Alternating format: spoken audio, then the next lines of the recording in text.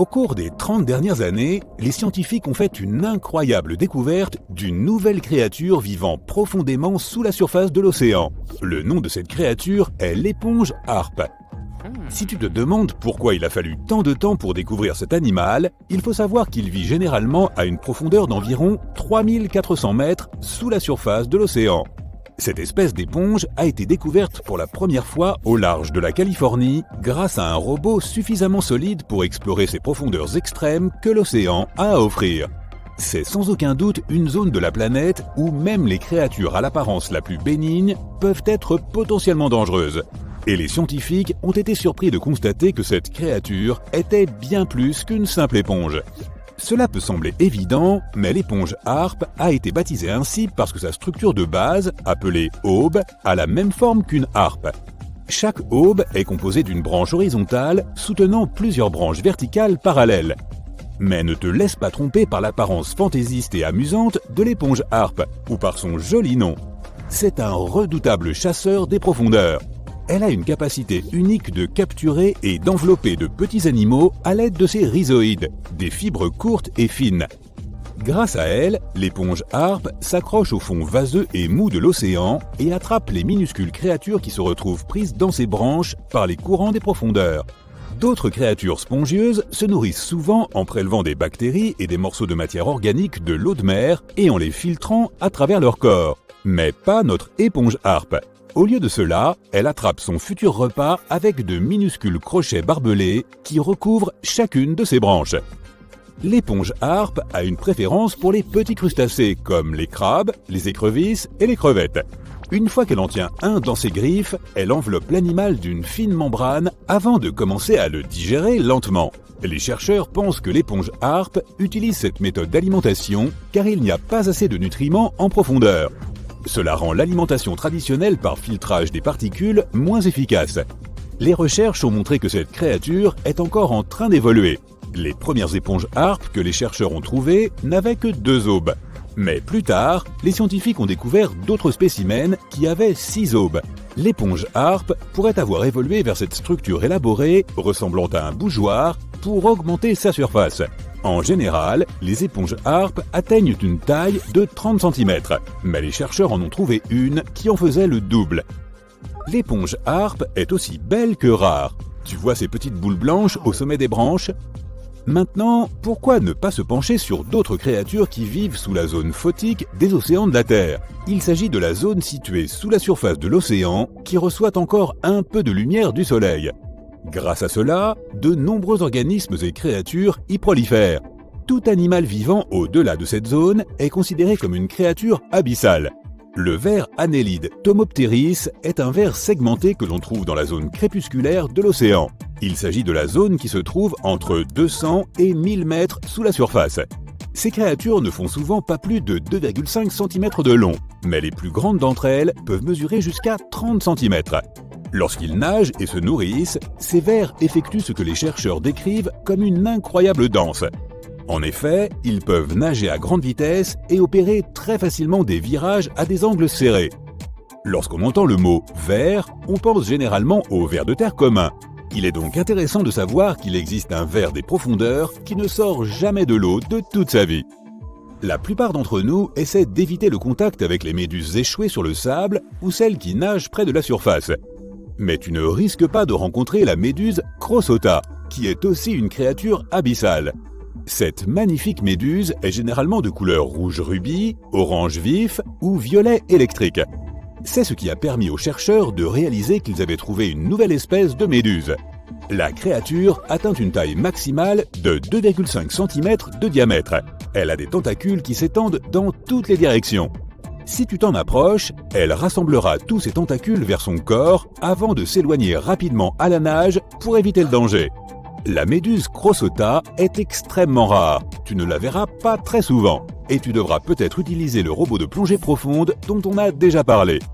Maintenant, si les vers et les méduses peuvent sembler tout à fait inoffensifs, ce n'est pas le cas du poisson vipère du Pacifique. Cette créature est équipée d'une très grande bouche et ses dents en forme d'aiguille sont la clé de sa stratégie de chasse. Le poisson vipère du Pacifique vit à environ 1500 mètres sous la surface de l'océan. mais il fait partie des nombreux animaux marins qui migrent chaque nuit des profondeurs vers des eaux moins profondes pour se nourrir. Et qu'y a-t-il au menu d'aujourd'hui? Beaucoup de petits poissons et de crevettes.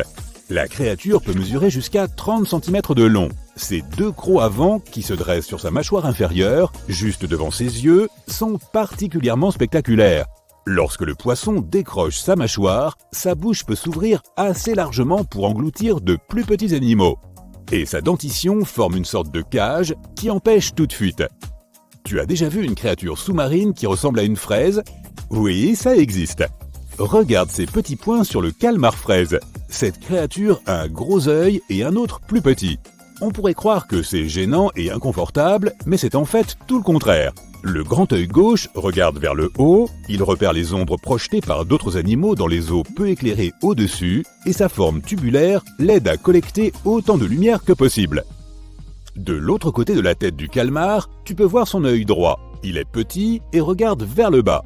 Cet œil recherche les flashs de bioluminescence produits par les animaux qui se cachent dans les eaux plus sombres en dessous.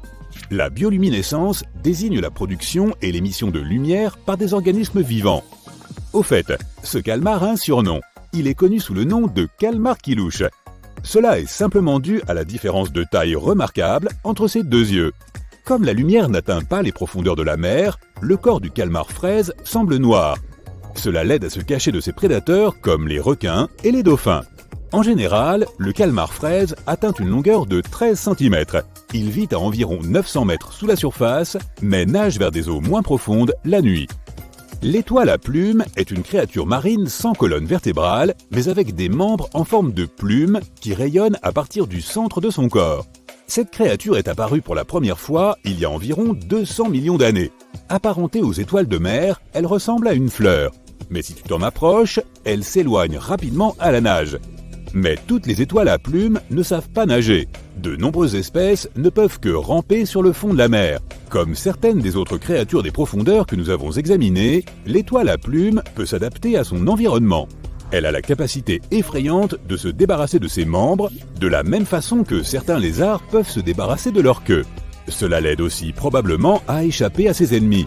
Les étoiles à plumes vivent partout dans le monde, de l'équateur au pôle, du sommet des récifs des eaux peu profondes aux profondeurs abyssales de la mer. Dans la catégorie des créatures mystérieuses, le nom de celle-ci est tout à fait approprié. Le vampire des abysses pourrait être le symbole officiel de la faune des profondeurs. Il a un corps rouge foncé, d'énormes yeux bleus et une toile semblable à une cape qui s'étend entre ses 8 bras. Ces caractéristiques, ainsi que son nom, peuvent suggérer que la créature est une sorte de chasseur terrifiant. Mais en réalité, le vampire des abysses est une créature timide au corps mou, de la taille, de la forme et de la couleur d'un ballon de football américain. Il atteint une longueur d'environ 30 cm et vit à 900 mètres sous la surface. Il n'y a presque pas d'oxygène à cette profondeur, mais aussi relativement peu de prédateurs. Si tu pouvais plonger directement dans l'obscurité mystérieuse des profondeurs de l'océan, qui sait ce que tu trouverais? Des légendes vieilles de plusieurs centaines d'années évoquent des monstres marins géants qui se cachent au plus profond des eaux, comme le kraken, le monstre du Loch Ness, l'hydre, le léviathan et bien d'autres encore. D'accord, personne n'a jamais vu ces créatures. Mais il y a quand même des araignées de mer, des calamars et des vers, et bien d'autres animaux bizarres qui ont grandi bien au-delà de ce à quoi l'on s'attendait. Jette un coup d'œil à ce calmar colossal provenant des eaux subantarctiques. Il est environ 14 fois plus long que l'encornet Minami qui vit près de la Nouvelle-Zélande. Et au fond de l'océan Pacifique, il y existe une éponge de mer aussi grande qu'un monospace. Les océans contiennent environ 96,5% de toute l'eau de notre planète. Jusqu'à 80% de toute la vie sur Terre que nous avons découverte se trouve sous la surface de l'eau. Nous n'avons pas encore exploré, cartographié ni même visité plus de 80% de l'océan. En fait, nous avons mieux cartographié Mars que les fonds marins. La pression qui règne là-dessous est insensée et elle te donnerait l'impression d'être écrasé par près de 50 jumbo jets. Quant aux températures à de telles profondeurs, elles sont extrêmement basses. Les conditions qui règnent au fond de l'océan sont rudes. Les créatures qui y vivent doivent donc s'adapter. C'est pourquoi beaucoup d'entre elles sont devenues très grandes pour survivre. Ce phénomène est appelé gigantisme des profondeurs. Plus tu t'enfonces sous la surface, moins il y a de lumière solaire. C'est pourquoi les températures baissent drastiquement. Le résultat de ce phénomène est une augmentation de la taille des cellules et une plus longue espérance de vie. De plus, ces créatures n'ont pas autant d'oxygène que les animaux marins qui vivent dans des parties moins profondes. Et leurs sources de nourriture sont minimes. La plupart de la nourriture qu'ils reçoivent provient des eaux moins profondes et seule une petite partie de celle-ci ruisselle vers les abysses. Et quand il n'y a pas assez de nourriture, être grand est un avantage. Les créatures plus grandes peuvent se déplacer plus loin et plus vite pour trouver quelque chose à manger. Leur métabolisme fonctionne plus lentement. Elles ne digèrent pas la nourriture aussi vite, elles peuvent donc stocker celle-ci et conserver de l'énergie pour les moments difficiles où elles ne trouvent rien à manger. Elles n'ont pas non plus besoin de réguler leur température corporelle, ce qui les aide à économiser un peu d'énergie qu'elles peuvent ensuite transférer à d'autres processus corporels. Elles arrivent à maturité plus lentement et plus tard que les créatures qui vivent dans des eaux peu profondes. La majorité des espèces de poissons qui vivent dans les abysses vivent 30 ans, voire plus. L'oplostète orange, quant à lui, vit jusqu'à 150 ans. Ce poisson mesure 7 mètres de long et pèse jusqu'à 1,5 tonnes.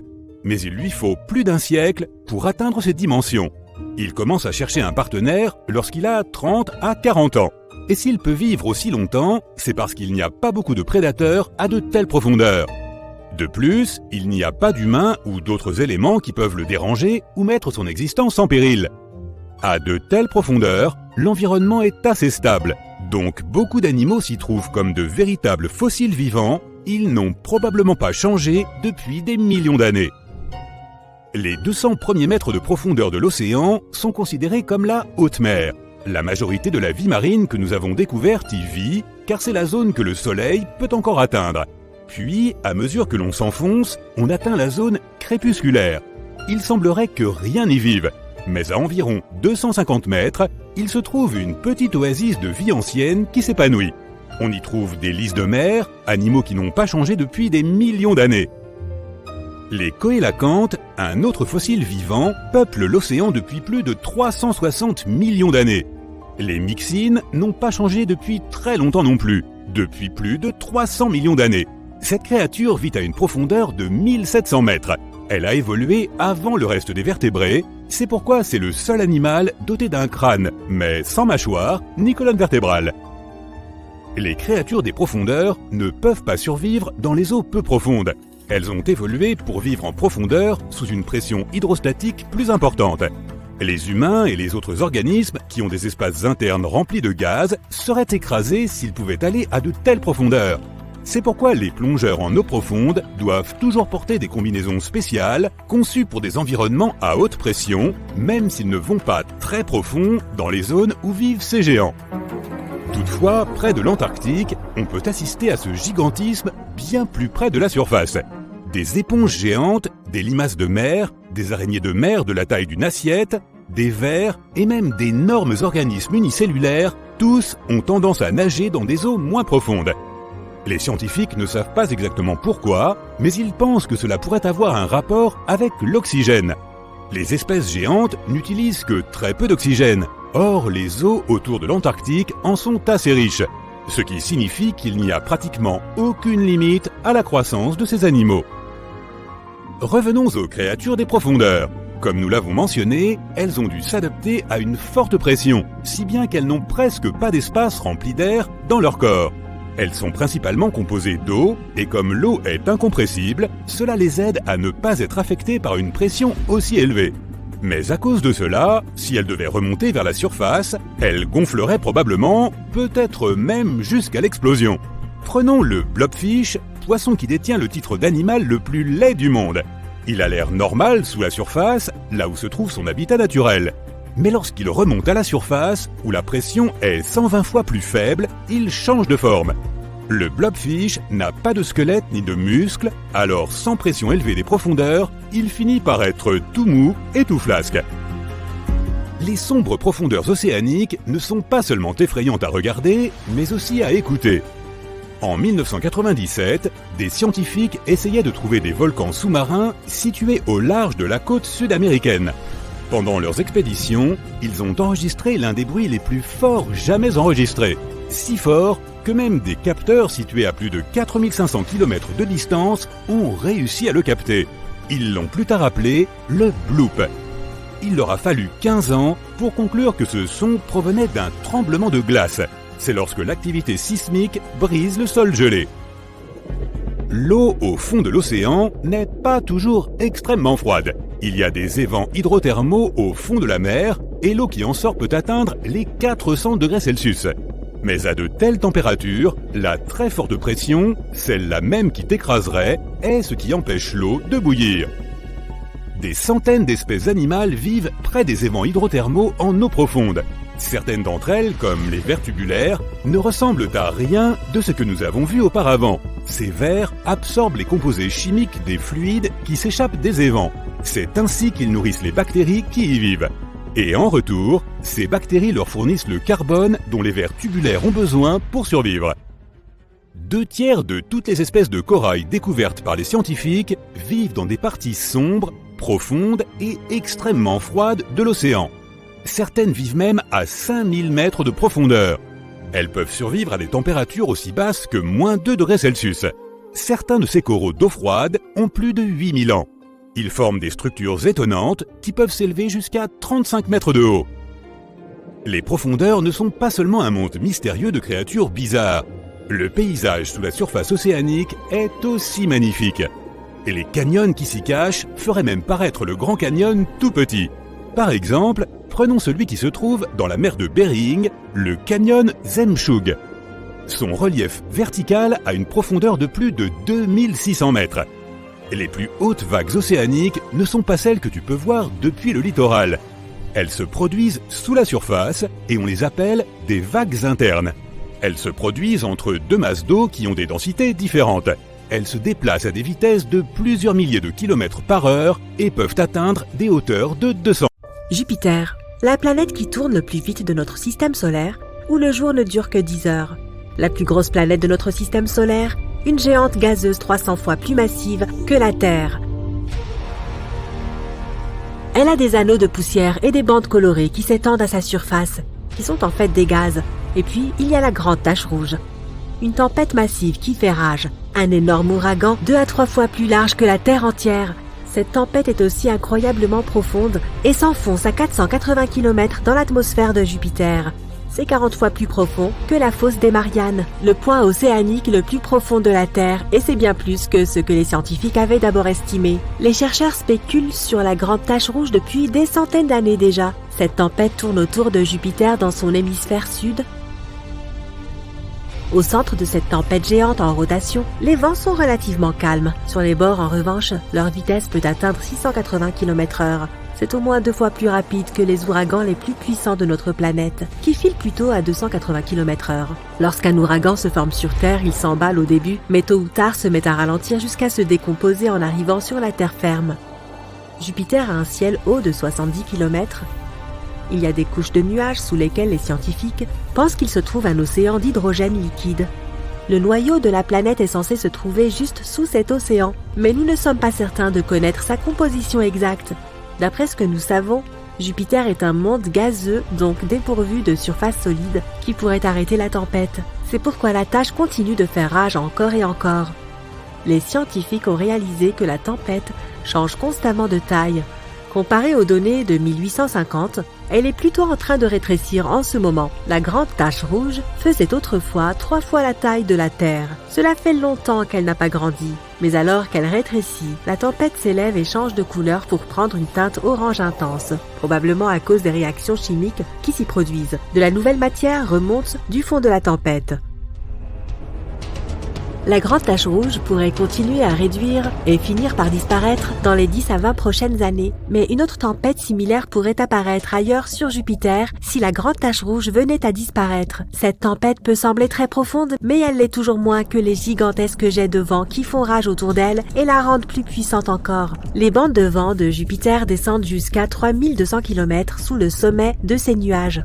Jupiter est principalement connu pour les conditions extrêmement venteuses des parties supérieures et inférieures de son atmosphère. La partie intermédiaire s'appelle la stratosphère et nous n'avions aucune idée de ce qui s'y passait jusqu'à récemment. Les scientifiques mesurent généralement la force du vent en observant les nuages et il n'y a pas de nuages dans la stratosphère. Mais lorsqu'une comète Shoemaker-Levy 9 est entrée en collision avec Jupiter en 1994, les scientifiques ont eu l'occasion d'étudier la structure et la composition de la comète et ses effets sur l'atmosphère de Jupiter. Ils ont découvert des vents incroyablement forts dans la stratosphère avec des vitesses allant jusqu'à 1450 km/h. Jupiter n'est pas la seule planète de notre système solaire à avoir une météo capricieuse. Mars a les plus grandes tempêtes de poussière parmi les 8 planètes. Lorsqu'une telle tempête fait rage, on dirait qu'elle crée une couverture sur toute la planète qui reste des mois. L'une des théories qui tente d'expliquer pourquoi les tempêtes de poussière sont si importantes sur Mars stipule que les particules de poussière en suspension dans l'air absorbent la lumière du soleil et réchauffent l'atmosphère de la planète. Cela crée des poches d'air chaud, celles-ci commencent à s'écouler vers des zones plus froides, générant alors des vents. Ces vents soulèvent la poussière du sol, ce qui réchauffe l'atmosphère, rend les vents plus forts et soulève davantage de poussière. Mars a généralement une atmosphère très fine, principalement constituée de dioxyde de carbone, et les volumes des gaz de l'atmosphère martienne représentent moins de 1% de celui de notre planète. Autrefois, Mars était considérablement plus humide et plus chaude qu'elle ne l'est aujourd'hui. Cela signifie que son atmosphère était beaucoup plus épaisse. Elle a créé un fort effet de serre et a piégé la lumière du soleil. Mars a également possédé un champ magnétique assez résistant, tout comme sur Terre. Le champ magnétique de Mars a été créé par des courants de métaux fondus dans son noyau. Mais contrairement à notre planète, l'intérieur de Mars s'est suffisamment refroidi pour désactiver son champ magnétique. Sans lui, elle n'était plus protégée du vent solaire, ce puissant flux de particules qui s'écoule de notre étoile. Il n'a fallu que quelques centaines de millions d'années, ce qui est peu dans le référentiel spatial, pour que le vent solaire dépouille Mars de la majeure partie de son atmosphère. Cela a été rapide parce que le Soleil tournait beaucoup plus vite à ses débuts, si bien que le vent solaire était plus puissant et plus énergique. Et c'est ainsi que Mars est passé d'une planète au climat chaud et humide aux rochers froids et secs qu'elle est aujourd'hui. Mars possède aussi des glaciers intéressants. Ils sont à sa surface depuis des centaines de millions d'années et peuvent nous révéler des secrets sur le passé de la planète. Par exemple, c'est ainsi que nous avons découvert que Mars a connu 6 à 20 périodes glaciaires distinctes au cours des 300 à 800 millions d'années passées. Les satellites ont pris près de 60 000 images de roches de différentes tailles. Elles étaient réparties au hasard sur l'ensemble de la planète. Si Mars avait connu une seule et longue période glaciaire, on aurait trouvé une progression de roches, des plus grandes aux plus petites, car elles s'érodent au fil du temps. Mais les roches étaient réparties en bandes claires de débris sur la surface de ces glaciers. Chaque bande marquait un flux de glace différent, ce qui signifie que chacun d'entre eux s'est formé pendant une période glaciaire différente. Ces glaciers sont comme des capsules temporelles, car ils peuvent avoir toutes sortes de gaz, de roches ou même de microbes piégés à l'intérieur. Cela signifie qu'ils pourraient nous aider à comprendre les changements du climat de Mars et nous dire s'il y avait autrefois une forme de vie sur la planète rouge. En plus, nous n'avons pas besoin de forer profondément sous la croûte pour le découvrir. Tout se trouve à la surface. Si tu pouvais remonter dans le temps, mettons de 4 milliards d'années et visiter la planète rouge, tu verrais probablement des scènes chaotiques d'inondations. Les scientifiques pensent que ces méga inondations se sont produites à cause d'un énorme impact météoritique. À cause de la chaleur dégagée par cet impact, la glace à la surface de la planète a commencé à fondre. Ces inondations ont sculpté de grandes ondulations et des vagues dans la roche sédimentaire dont certaines formations font plus de 9 mètres de haut et sont espacées d'environ 135 mètres. Saturne a aussi des conditions météorologiques uniques. Les éclairs qui la frappent peuvent être 10 000 fois plus puissants que ceux que nous avons sur Terre. Le vaisseau spatial Cassini de la NASA était en orbite autour de Saturne de 2004 à 2017. Il a enregistré des éclairs si forts et si intenses qu'on pouvait les voir même en plein jour. Cassini a aussi enregistré les sons de ces orages intenses déchargés dans l'atmosphère de la planète. De temps en temps, Saturne a des tempêtes géantes qui traversent sa surface sur plus de 305 000 km. Elles encerclent presque toute la planète. Sur le pôle nord de Saturne, il y a un énorme hexagone de nuages. C'est un tourbillon de forme assez inhabituelle qui circule à des centaines de kilomètres au-dessus des nuages et s'étend profondément dans la planète. Mais Saturne a aussi un côté paisible. Tout comme Jupiter, Uranus et Neptune, elle a de temps en temps de belles aurores boréales. Les 4 planètes ont une atmosphère dominée par l'hydrogène. C'est pourquoi tu ne peux percevoir ces aurores que dans les longueurs d'onde ultraviolettes. Ces aurores boréales sont particulièrement brillantes au crépuscule et juste avant minuit. Vénus a une tempête géante qui tourbillonne dans l'atmosphère à son pôle sud. Le tourbillon est aussi grand que l'Europe et il est probablement là depuis très longtemps. L'atmosphère de Vénus se déplace 60 fois plus vite que la rotation de la planète. Vénus est aussi la planète la plus chaude de notre système solaire. Et même la pluie n'apporte aucun soulagement, car elle est composée d'acide sulfurique, qui tombe des nuages et s'évapore avant même d'atteindre le sol. Le Soleil a aussi ses propres colères explosives, sous la forme de puissantes tempêtes solaires. Elles engendrent de fortes radiations et des particules de poussière qui peuvent causer de graves dommages aux satellites qui traquent l'activité de l'astre pour nous avertir en cas de problème. De temps en temps, une tempête solaire démentielle peut nous prendre au dépourvu. Il y a environ 160 ans, une forte éruption solaire a causé de graves problèmes dans les communications télégraphiques mondiales. Il y a environ 30 ans, une éruption solaire a laissé 6 millions de personnes sans électricité pendant 9 heures. Selon une théorie, une forte activité solaire pourrait avoir causé le naufrage du Titanic. Cela s'est produit la même nuit qu'un fascinant spectacle d'aurore boréale. Certains pensent qu'une tempête solaire a peut-être perturbé les systèmes de communication et de navigation du navire, donnant lieu à l'un des plus grands mystères non résolus de tous les temps.